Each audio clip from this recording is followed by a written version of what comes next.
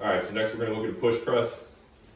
So for a push press, everything really starts with this rack position. And to be perfectly honest, I'm probably not the best person to demo this, but first thing to consider with the front rack position is the placement or the width of the hands. So for somebody like me who has very poor upper body flexibility or mobility, I'm gonna be able to get a better elbow position or a better front rack with a little bit of a wider hand position. For some people, that may be closer to right where the knurling meets the smooth part of the bar to be able to get those elbows through.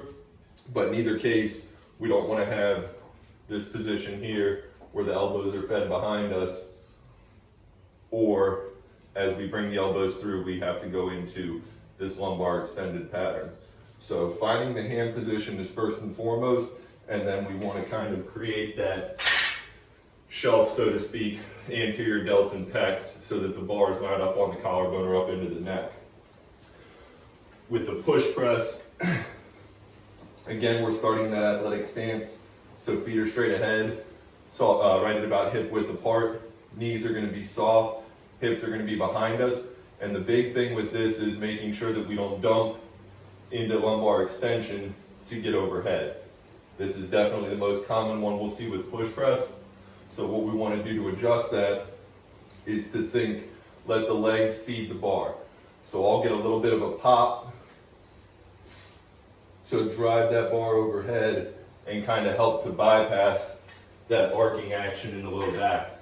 Big thing with the push press is the barbell is going to be a limiting factor for those who have shoulder history.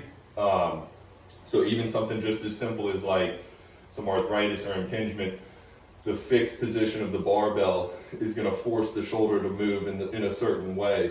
So if we're getting a lot of discomfort, or if it just kind of looks rough with the barbell, before we adjust anything else, I would advise just going to a set of dumbbells or even a band first to get that position right before we start to add load. But if we see the same patterns with dumbbells, kettlebells, or bands where we're still dumping into that low back extension, right? Now we're looking at an anterior core problem. Lacking anterior core stiffness, lacking anterior core control, pelvic control rather, or just lacking familiarity of generating and transferring force from the lower half into the upper extremities.